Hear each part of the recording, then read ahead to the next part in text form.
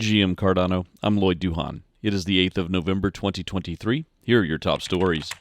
Continuing our coverage of the Cardano Summit in Dubai, a panel of blockchain education experts assembled to discuss the importance of expanding access to blockchain education beyond just technical training. Panelists agreed formal education has been slow to adopt blockchain technologies into curriculums. However, some universities are now offering blockchain courses. Panelists emphasized the importance of raising awareness about potential blockchain applications for both tech and non-tech audiences. For me, education is just more broadly awareness. You can't expect people to adopt a technology if they don't understand how it can be used. For us, as Emergo, our mandate is to facilitate commercial adoption of Cardano blockchain, but it has to start off with raising awareness in terms of there is this technology, it's a tech stack, here's ways in which it can be used. And that is partly going to, say, a developer community so that they understand how the tech works, but equally going to a non-technology crowd so they can understand the application. They suggested the blockchain community can help spread knowledge and that short video clips may be an effective educational format. Industry leaders are also creating blockchain education programs, but panelists acknowledged that commercial organizations cannot meet every educational need. But it's to understand this whole industry is to understand the concept of money,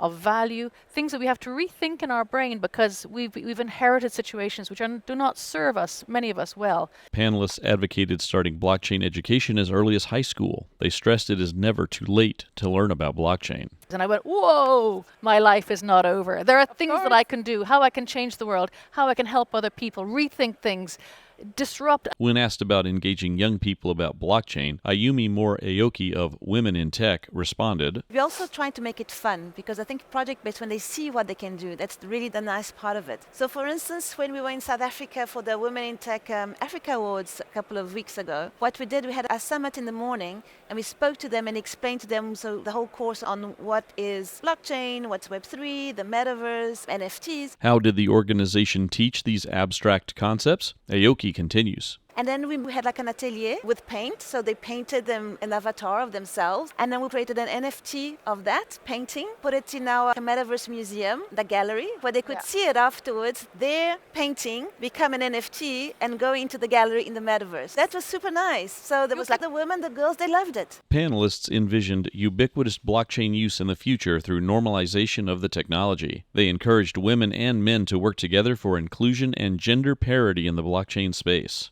Shifting focus now, transparency and decentralized governance was a hot topic at the recent Cardano Summit. Melanie, what's the scoop?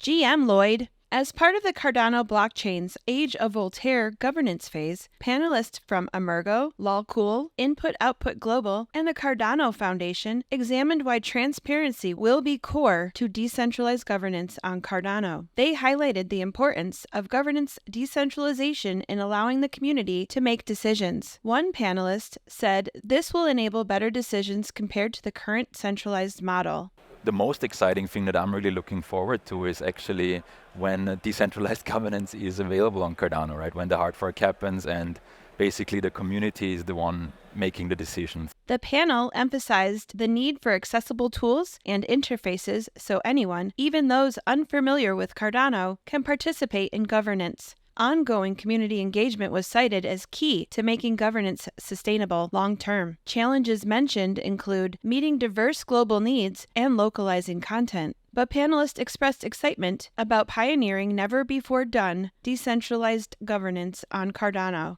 They plan to continuously improve the system based on community feedback. For GM Cardano, I'm Melanie Duhan. Thanks, Melanie.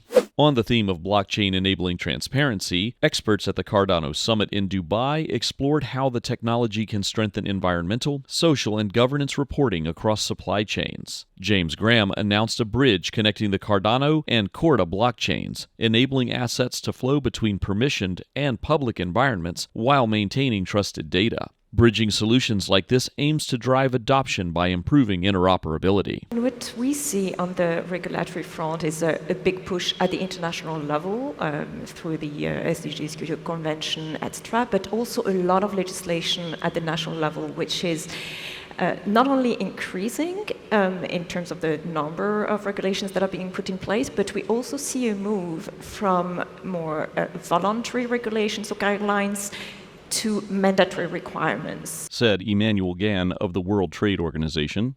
Panelists include Gan, James Graham of Guild 1, and Franz Paralewski of Saint-Gobain Glass, discussed how blockchain-enabled supply chain tracking, automated smart contracts, and streamlined verification processes can foster sustainability and trust. When asked about the promise of blockchain for sustainability ESG traceability, Dr. Pickert explained, The idea of MRV is that you put at the moment when the ESG relevant events happen, you undergo measurement recording verification process, which results in a certificate which is verified by third parties, which could be used by everybody in the supply chain to do proper reporting on that. They advised companies new to blockchain to be open to sharing data with partners willing to re-engineer processes and start with compelling use cases like carbon accounting. Dr. Pickert went on to explain the benefits of capturing the MVR process on the blockchain. It allows to put some kind of credit ideas on top of that. So if you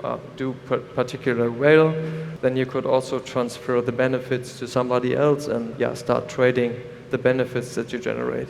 If you have an important story that the Cardano community needs to hear, please use the GM Cardano tip line, gmctips@gmcardano.com, or send us a DM on X to our handle gm_Cardano. For links to the above stories, please check our show notes.